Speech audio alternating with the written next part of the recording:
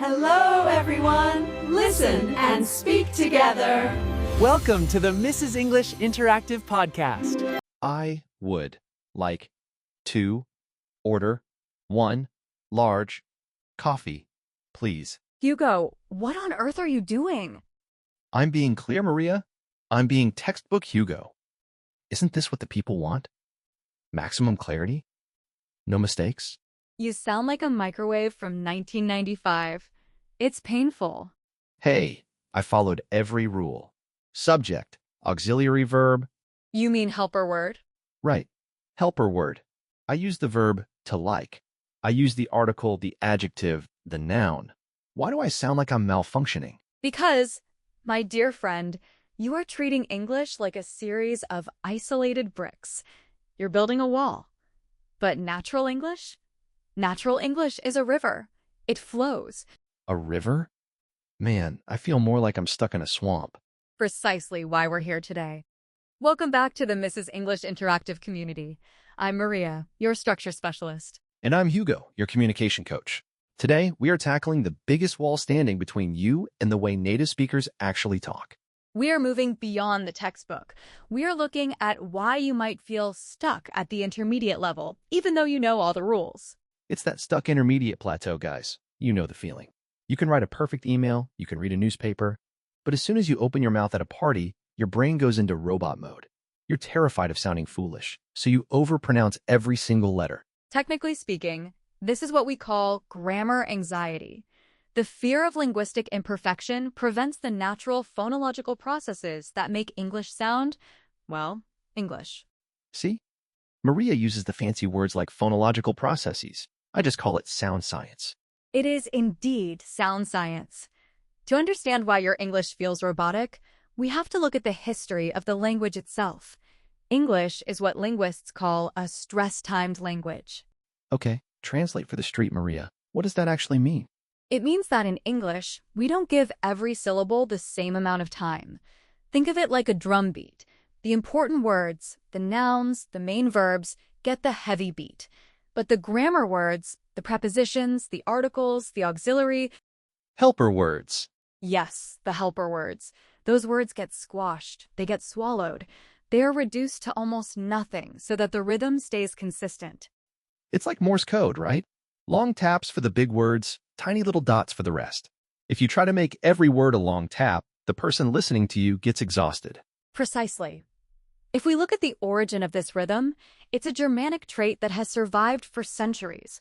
While languages like Spanish or Italian are syllable-timed, where every syllable is like a machine gun fire, rat-tat-tat-tat, English is more like a swinging pendulum.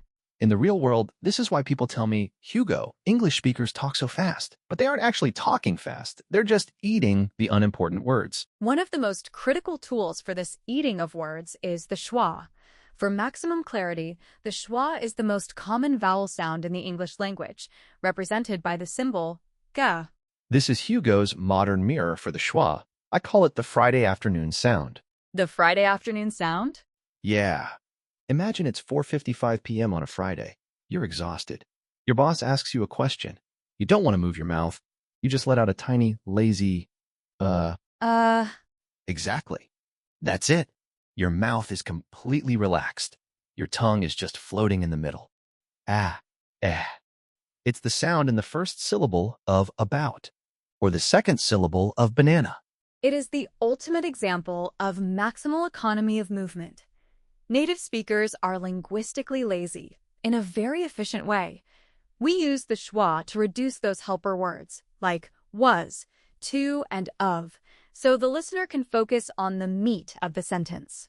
But wait, Maria, if I start eating my words and using this lazy sound everywhere, won't I sound messy? Like I'm just mumbling? That is a common misconception among our intermediate learners. They believe that perfect articulation equals professional fluency. But if you say, I am fond of playing the guitar with every vowel fully pronounced, you actually sound less professional. You sound like you are reading from a list of words rather than communicating a thought. It's the difference between LinkedIn and TikTok, guys. You don't wear a three-piece suit to the beach, and you don't use textbook English in a casual business meeting. When you master the schwa and the rhythm of stress timing, you aren't being messy. You are providing the listener with a map. You are highlighting the important information through your stress patterns. But there's another layer to this, isn't there? It's not just the lazy sound. It's how the words actually stick together.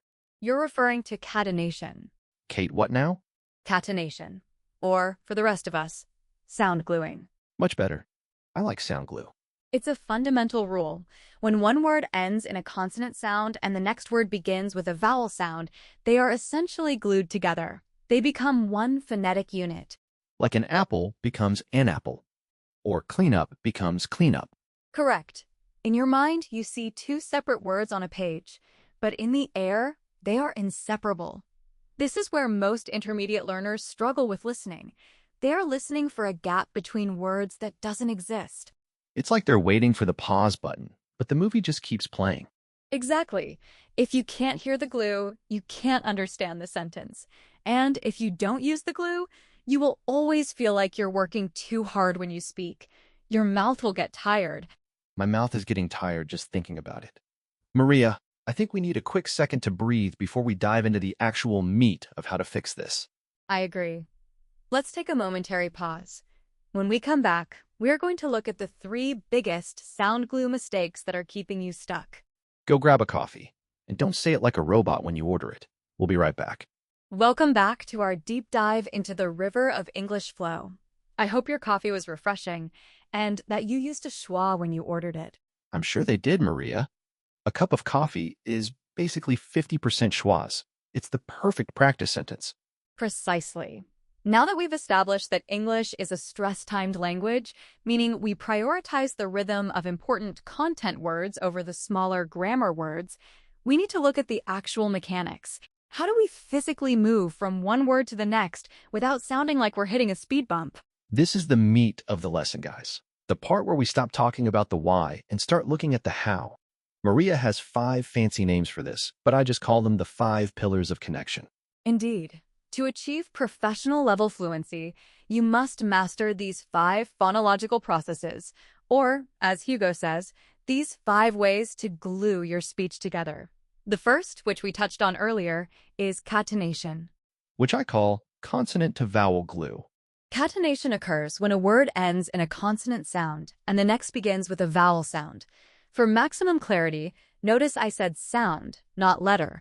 For example, the word like ends in an E visually, but the final sound is the consonant to coxai. So when I say I like it, I don't say I like it. I say I like it. I take that class / from like, and I hand it over to it like a relay racer passing a baton. That is a wonderful modern mirror analogy, Hugo. It's a baton pass. Pick it up becomes picky tup. An apple becomes an apple. Here's the thing, though. If you're a stuck intermediate learner, your brain is trying to see the space between those words. You're trying to see the word best friends, what Maria calls collocations, as separate items. But your mouth needs to treat them like one single long word. Consequently, when you don't link, you create a glottal stop, a tiny burst of air in the throat between every word. It sounds aggressive and, frankly, exhausting for the listener. It's like driving a car and hitting the brakes every 5 seconds. Jerky.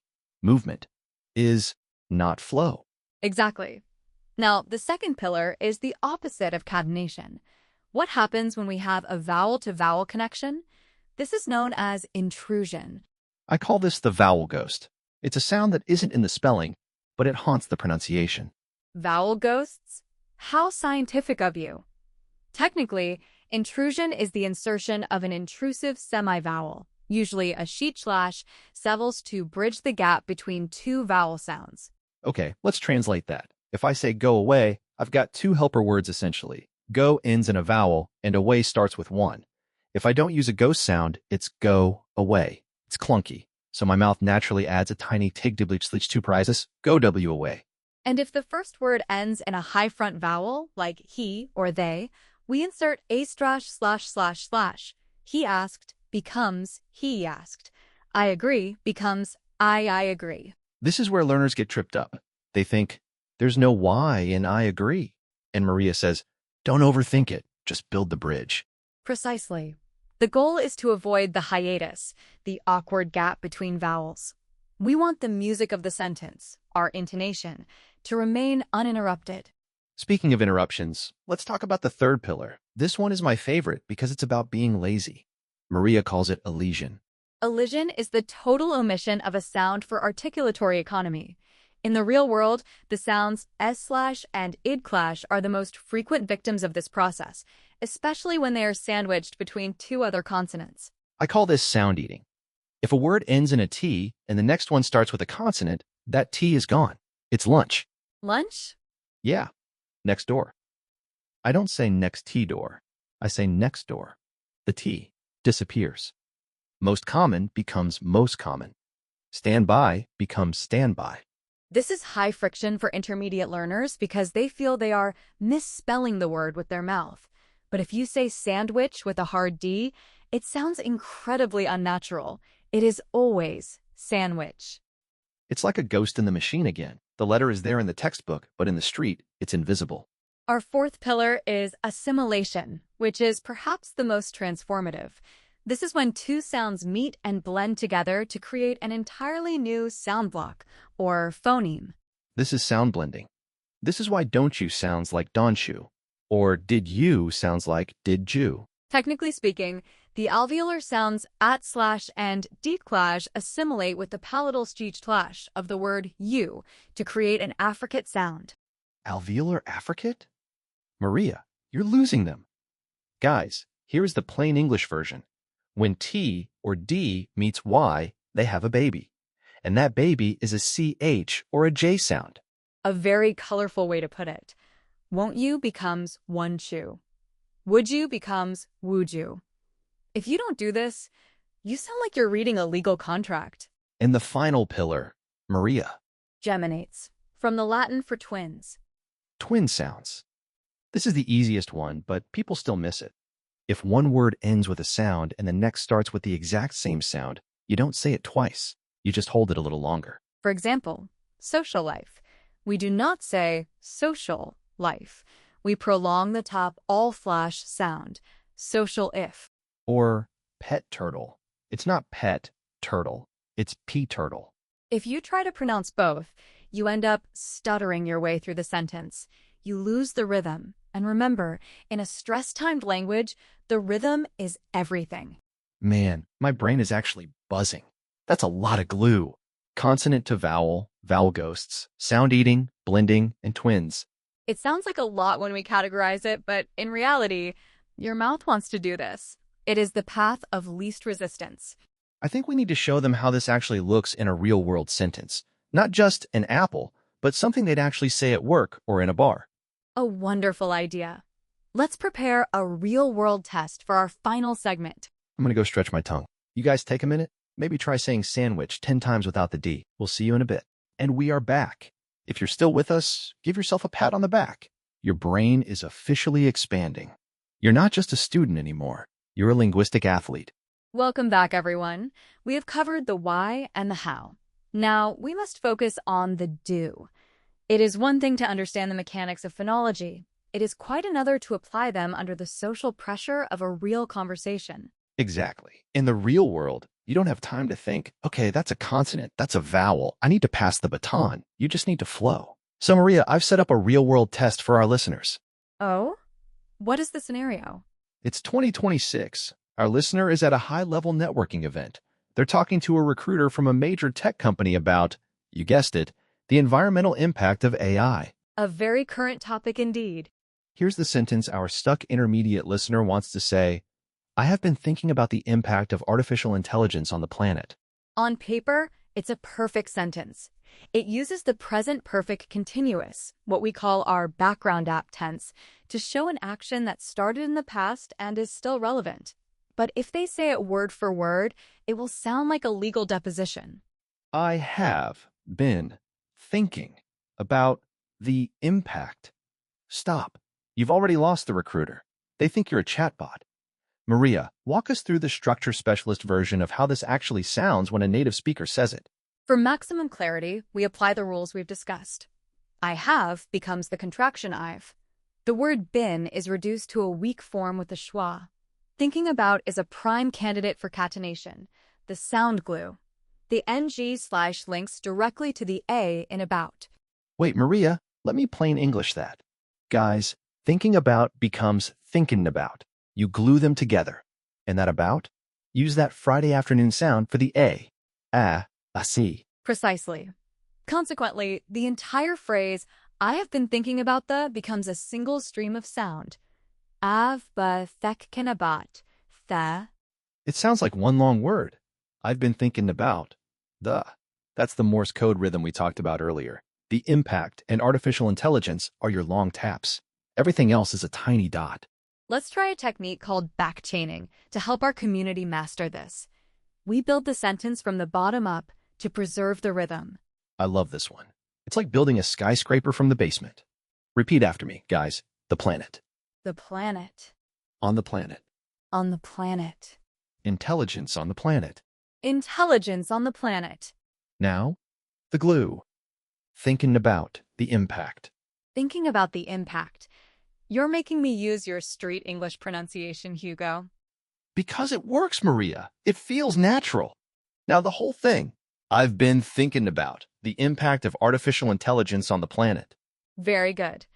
Notice how Hugo ate the T at the end of about because it was followed by the the in the. That is our elision rule in action. Sound eating to save energy. If you can do that, the recruiter isn't looking at your grammar. They're looking at your confidence. You sound like you belong in the room. However, we must warn them about the stuck intermediate trap. Many learners, in an attempt to sound natural, make a very common morphosyntactic error. They say, I didn't said that, or I have seen him yesterday. Ouch. The yesterday with the present perfect. That's a classic speed bump. Technically, yesterday is a finished time period. Therefore, you must use the past simple. I saw him yesterday.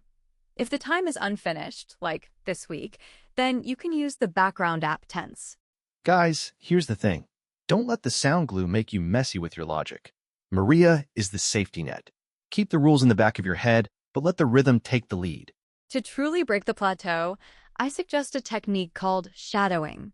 You act as an echo or a shadow to a native speaker. I call this the mirror method. You find a clip, maybe a scene from Toy Story where Woody says, "How you doing?" and you repeat it at the exact same time as him. Not after, with him.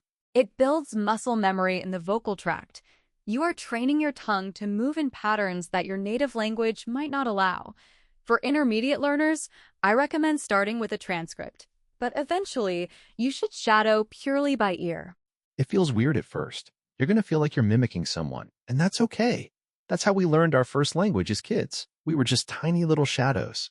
We have covered a vast amount of territory today, from the Germanic roots of our stress timing to the 5 pillars of connection. My brain is officially full. But before we go, we need to give the people their text message summary. Maria, do the honors. Certainly. Stop being a robot. English is about rhythm, not just rules. Use the schwa to squash small words. Glue your consonants to vowels. And use shadowing to build that mouth muscle. Flow is better than perfection. Done. Precisely. Thank you for joining us in the Mrs. English Interactive community today.